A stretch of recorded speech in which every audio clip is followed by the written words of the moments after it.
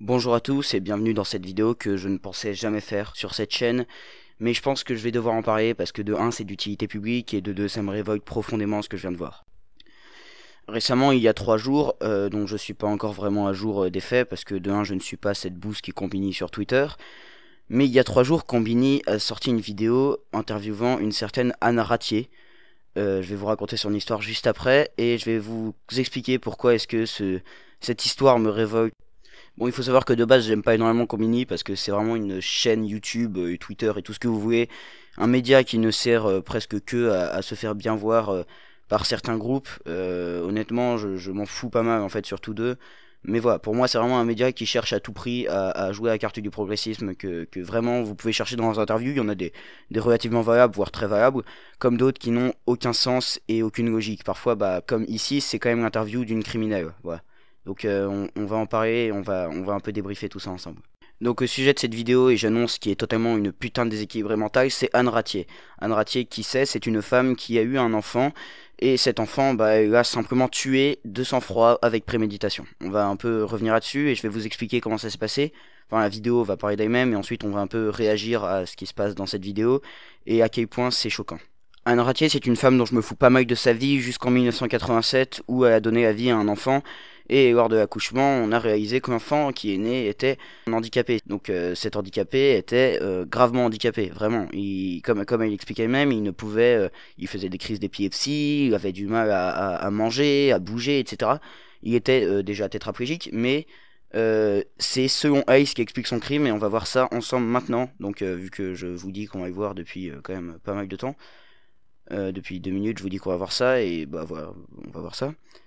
Et on va expliquer à quel point c'est immoral et dangereux comme comportement, et à quel point, surtout de la part de Combini, de légitimer ce comportement et de presque l'interview est presque l'interview donne presque cette impression de défendre cette femme, et je pense que c'était même l'objectif de l'interview, de montrer que cette femme avait un acte légitime. C'est même dans le titre, elle explique son geste, comme si son geste pouvait être expliqué, comme si son geste pouvait être expliqué rationnellement et humainement.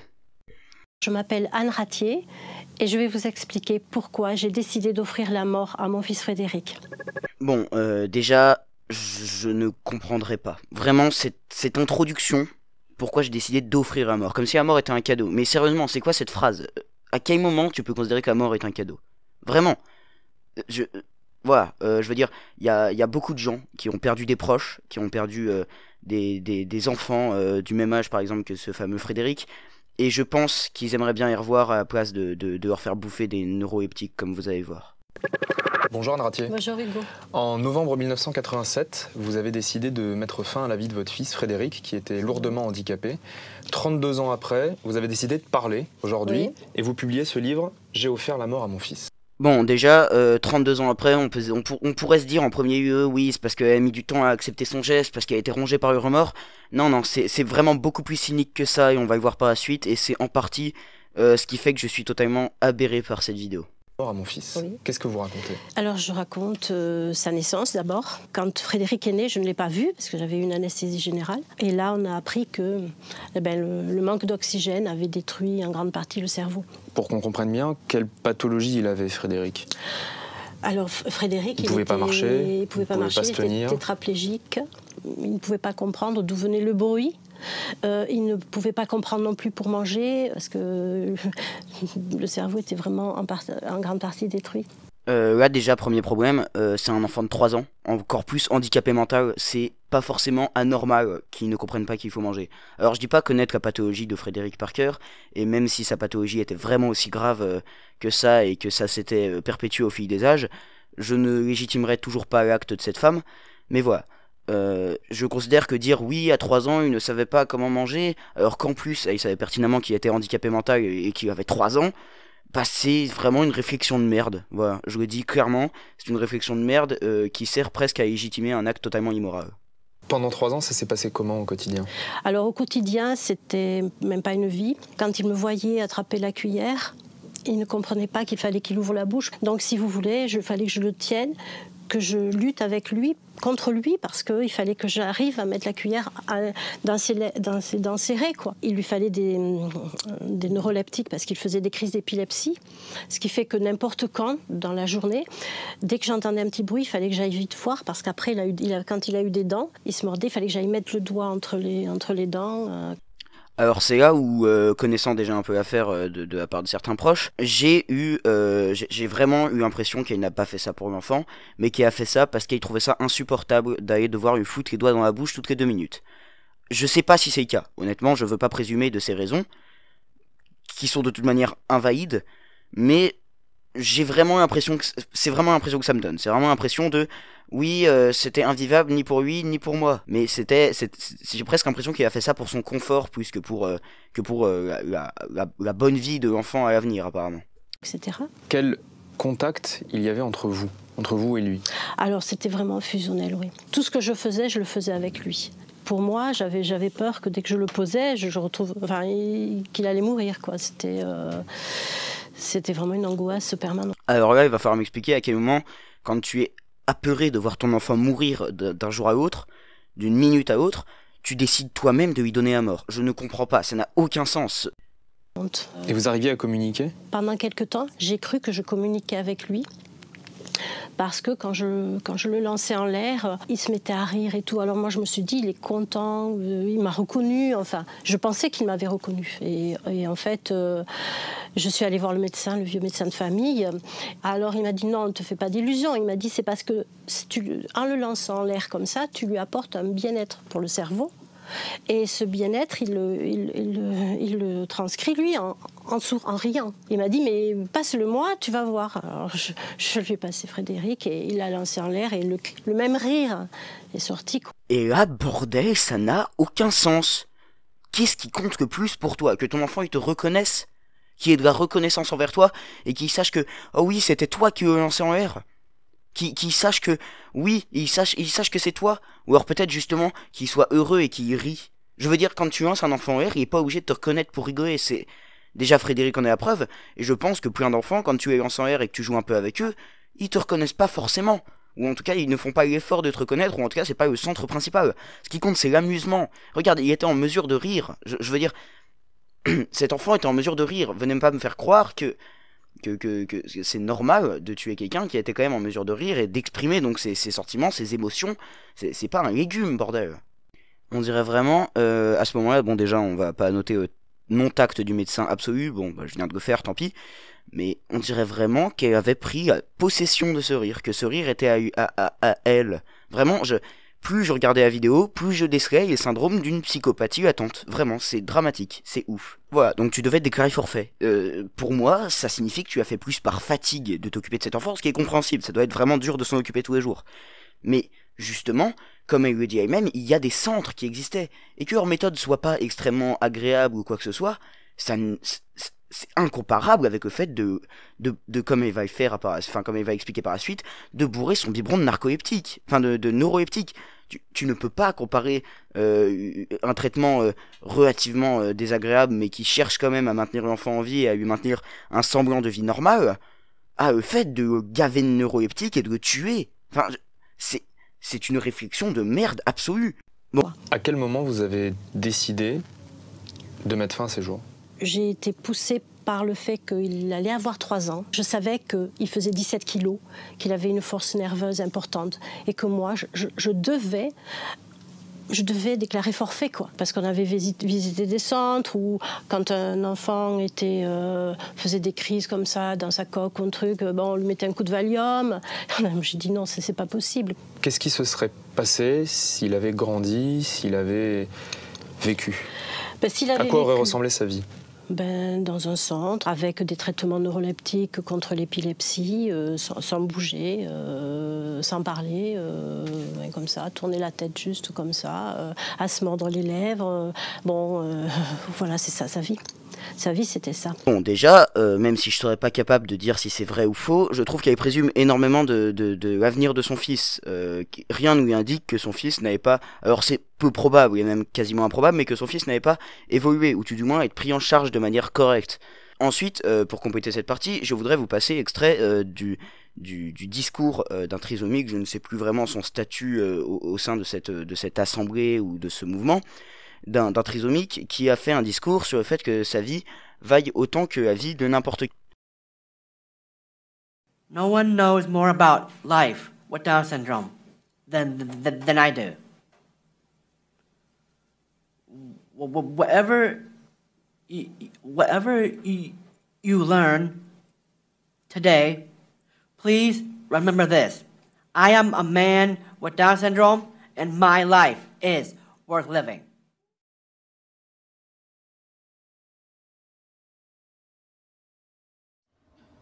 It begins with, I am a man.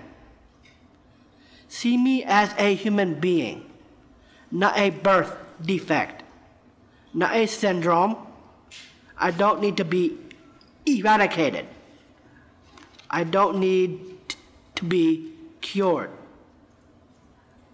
I need to be loved, valued, educated, and sometimes helped. Last October, I spoke to the U.S. Senate. That testimony went viral. Over 160 million people have viewed it. So what is the point of all my bragging? Simply that a life with Down syndrome can be as full and exciting as any other. To help people with Down syndrome understand that a life is precious and people need to learn that. My generation owes an awesome debt to organizations like the Lejeune Foundation and Special Olympics for freeing us from the prison of neglect. I learned it through his wife, who I just met. Very nice lady. and also that he has done a foundation which is incredible, and I bet whoever learns from here can learn a lot about the biology of what's going on through us. Seriously, I don't feel I should have to justify my existence. Alors évidemment, cet enfant n'était pas trisomique et sa pathologie pourrait être jugée plus grave. Mais ce que cette personne veut faire passer, c'est un message pour la vie, c'est pas un message juste pour les trisomiques, c'est un message pour généralement tous les handicapés et pour la vie en général. C'est un message pour dire que la vie de tout le monde vaut le coup d'être vécue, parce que la mort c'est pas super cool. Et ce message, il veut transmettre quelque chose, il veut transmettre une idée que c'est de un à la personne de décider si sa vie vaut le coup d'être vécue, et pas à qui que ce soit d'autre. Vraiment que c'est cette personne, je pense qu'il y a plein de gens qui ont dû regarder ce trisomique qui est un acteur apparemment relativement connu, qui ont dû se dire que sa vie ne valait pas le coup d'être vécue, que pauvre, etc., qui ont dû le prendre en pitié, mais justement, cette personne explique que sa vie vaut le coup d'être vécue, et que c'est à lui de le décider, et pas à qui que ce soit d'autre. Et cet enfant Frédéric n'aurait pas forcément été en mesure de décider si sa vie devait être vécue. On n'a pas vraiment les détails de ses pathologies et de à quel point c'était grave. Mais ce qui est sûr, c'est que c'était pas à sa mère de le faire. L'acte en lui-même, comment ça s'est passé ? Eh ben, j'ai écrasé dans une soucoupe tout le tube de neuroleptique. J'ai mis un tout petit peu de lait et je lui ai fait prendre petite cuillère par petite cuillère tout le tube de cachet. Voilà. Ensuite, bon, je l'ai couché et j'ai attendu que mon mari arrive parce que il m'a soutenue. Mais bordel de merde! Vraiment, cette dame est dingue. C'est ouf, c'est incroyable. Tu ne peux pas... Enfin, déjà, aucun remords, aucune larme, aucun regret, quoi que ce soit. Comme elle le dit par la suite, elle n'a aucun regret sur ce qu'elle a fait. Désolé, j'ai utilisé le mot remords, c'est plutôt regret. Aucun regret sur ce qu'elle a fait. vraiment, elle le dit plus tard, aucune larme, rien. C'est le témoignage d'un criminel, et encore pire, c'est le témoignage d'un duo de criminels. Parce que on apprend quand même que son mari était dans l'affaire. C'est quand même un couple totalement dérangé au point de décider que leur enfant n'a plus le droit de vivre, n'a plus la légitimité de vivre dans sa condition actuelle, et qui vont le tuer, et qui vont participer, qui vont faire ça d'un accord commun. Évidemment sans consulter l'enfant, parce que de un, il n'était pas en mesure d'être consulté, mais ça ne donne pas une quelconque légitimité à quoi que ce soit. Tu ne peux pas décider de la vie de qui que ce soit ton enfant, que ce soit un inconnu, que ce soit qui que ce soit tes parents. Tu ne peux pas décider de leur vie et de leur manière de la vivre et de si ils ont le droit de vivre ou non. Chacun est libre de sa vie et de sa manière de l'appréhender.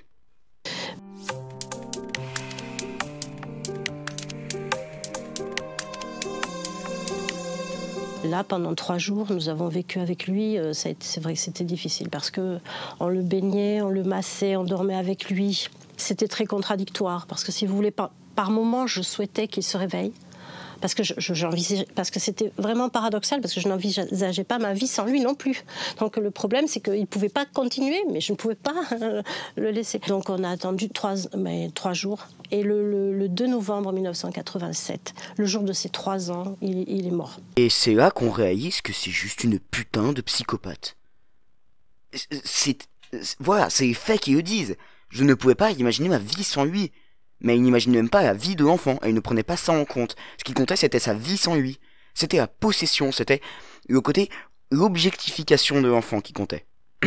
C'était pas l'idée d'avoir de la pitié pour l'enfant, d'avoir des remords, enfin, des regrets, my bad. Même pas de la pitié, parce qu'elle considérait avoir eu de la pitié en le bourrant de neuroleptique. C'était même pas l'idée d'avoir une quelconque once de regret, non, c'était juste l'idée de se dire, enfin, si, du coup, elle avait des regrets, mais sur un côté objectification de l'enfant, dans l'idée de cet enfant, je ne pourrais pas vivre sans lui parce que il rigolait, il était heureux, tout ce que vous voulez.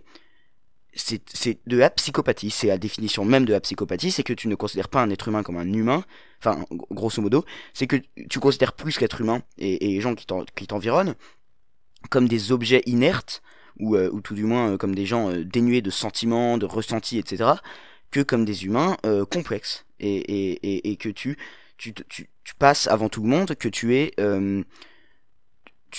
les autres sont à ta disposition de manière à être des objets. Et c'est totalement ce que cette dame voyait en son enfant. Un objet absolu. Elle n'avait comme seul regret de ne pas pouvoir passer sa vie avec lui. Pas que son enfant meure ou quoi que ce soit, qu'il soit dans le coma pendant 3 jours, suite à injection massive de neuroleptique. Non, ça, elle s'en fout. Ça, elle en a rien à foutre. Ce qui intéressait, c'était de savoir comment elle avait passé sa vie sans lui. Est-ce que vous réalisez juste le veille de malsain auquel on est? Vous n'avez jamais regretté votre décision? Non, jamais. Aujourd'hui encore, je referai la même chose. Eh bah putain, heureusement qu'elle est trop vieille pour avoir des enfants. Non mais sérieusement, comment tu peux dire aujourd'hui, en 2019, sur le plateau d'une émission suivie par des centaines de milliers de personnes, que tu n'as aucun regret à avoir tué ton enfant de 3 ans, sous prétexte qu'il a été handicapé, et que aujourd'hui tu n'as aucun regret et que tu referais la même chose? À quel moment c'est normal en 2019 de pouvoir encore dire ça? Et d'avoir toujours pu le dire? Vraiment, il y a des... Combini, vous faites quoi? C'est quoi le projet? Si vous voulez faire de la pub, de la promotion de l'avortement et de l'euthanasie, ça vous regarde, et c'est vos opinions, et de toute manière, je ne compte ni donner mon opinion, de toute façon, je ne suis pas tranché sur le sujet. Mais c'est le pire moyen de le faire. Vous proposez une dégénérée mentale comme représentante presque de cette idéologie. C'est vraiment, selon vous, le meilleur moyen de légitimer une idée que de prendre des dégénérés mentaux comme exemple, comme modèle. Et plus le temps passe, et plus je me dis que la vie, elle doit avoir une dignité. Ça doit aller avec. On ne peut pas vivre à tout prix, non. Ce que vous avez fait aux yeux de la loi, c'est un meurtre avec préméditation. Ah oui, préméditation, c'est sûr. C'était il y a 32 ans. Vous publiez un livre maintenant. Le Oui. délai de prescription pour ce type d'acte, c'est 30 ans. Est-ce que c'est volontaire d'avoir attendu la fin de la prescription pour publier un livre? Non, parce que je n'ai jamais regardé s'il y avait un délai de prescription ou pas. 2 choix. Et il y en a un qui est clairement plus probable que l'autre. Bon, déjà, je vous l'avais dit, le côté des 32 ans est beaucoup plus cynique que ce que vous pouvez penser. Deuxièmement, ce qui est sûr, c'est qu'il y a deux choix. Soit, effectivement, il n'était pas au courant qu'il y avait un délai de prescription, ce qui prouve que ce meurtre ne l'a presque en rien affecté.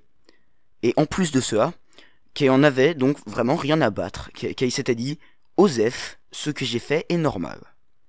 Deuxième choix qui me paraît plus probable, c'est tout de même d'en arriver à mentir au point de dire oui, je ne savais pas qu'il y avait un délai de prescription, et la chance probablement, le hasard comme on dirait, t'a mené à publier ton livre 32 ans après. Enfin, je veux dire, tu mets pas 32 ans à écrire ta chiasse, hein, vraiment.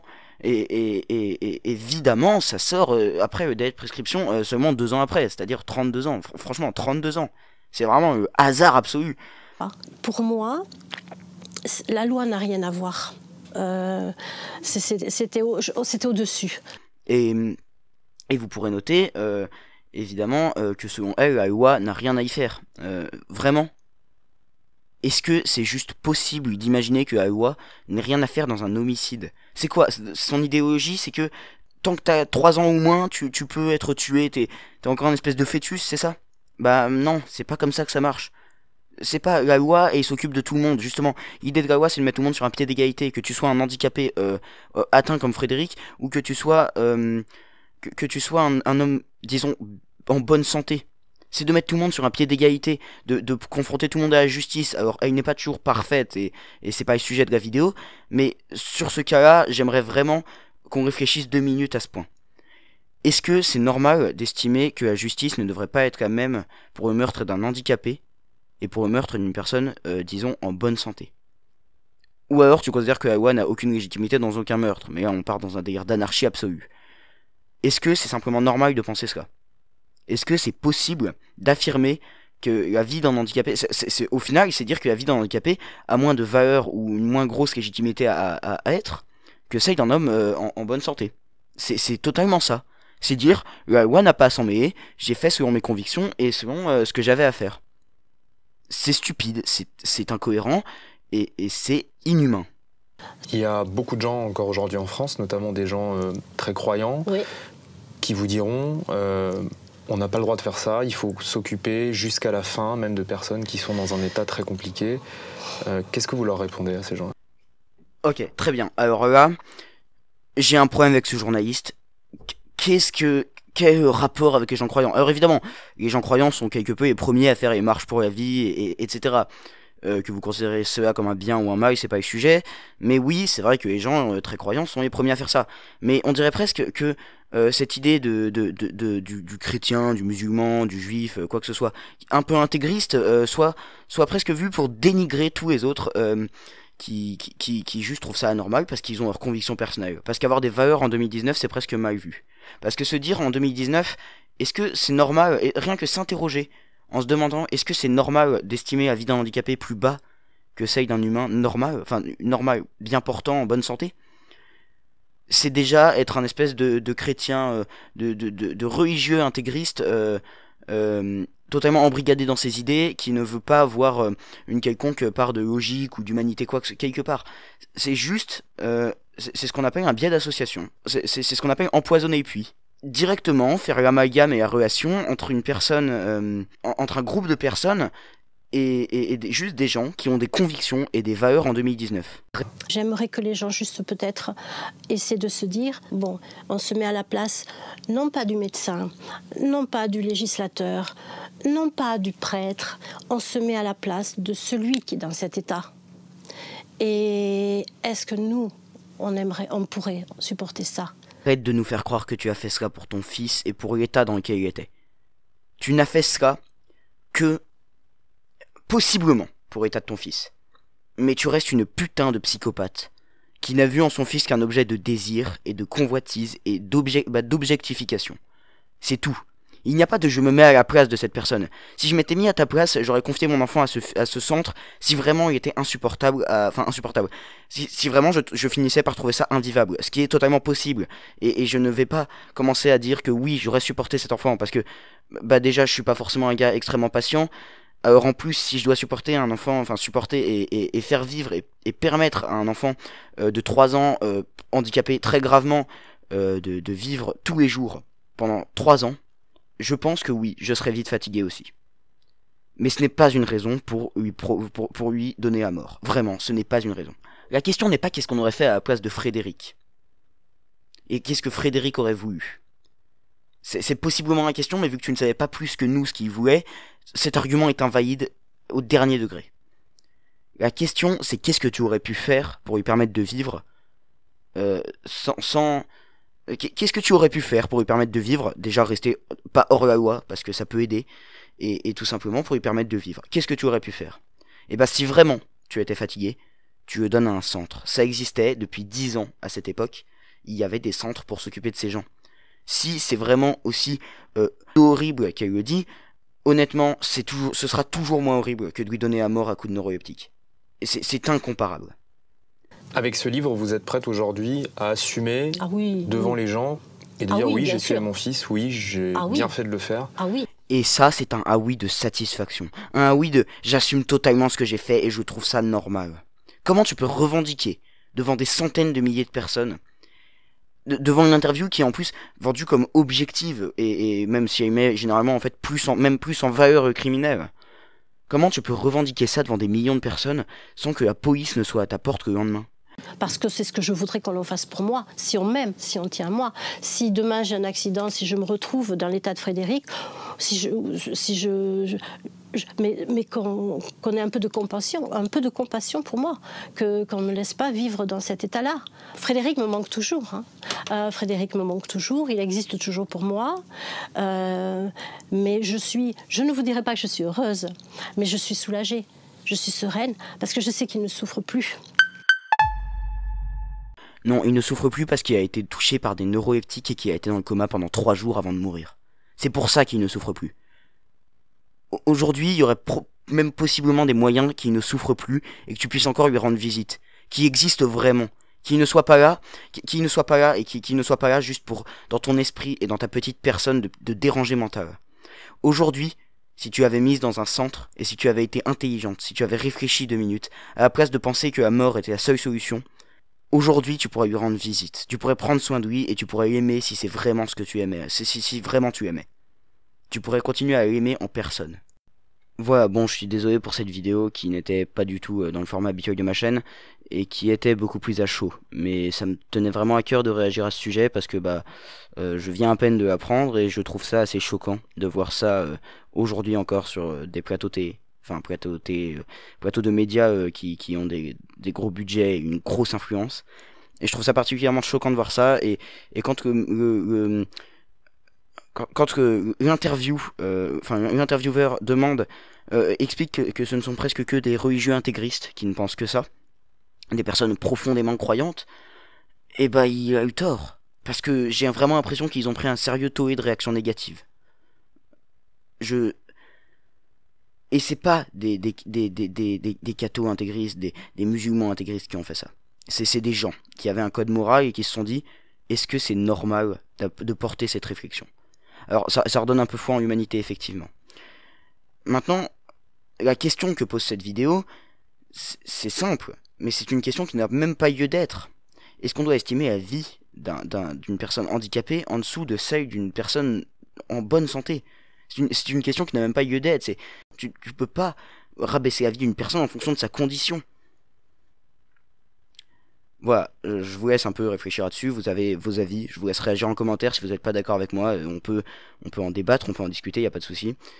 Je vous dis à bientôt, la prochaine chronique arrive au plus vite, elle est déjà écrite, enregistrée, je suis en cours de montage, donc ça devrait sortir possiblement, je ne vous promets rien, d'ici la fin de la semaine ou au début de la semaine prochaine. Voilà.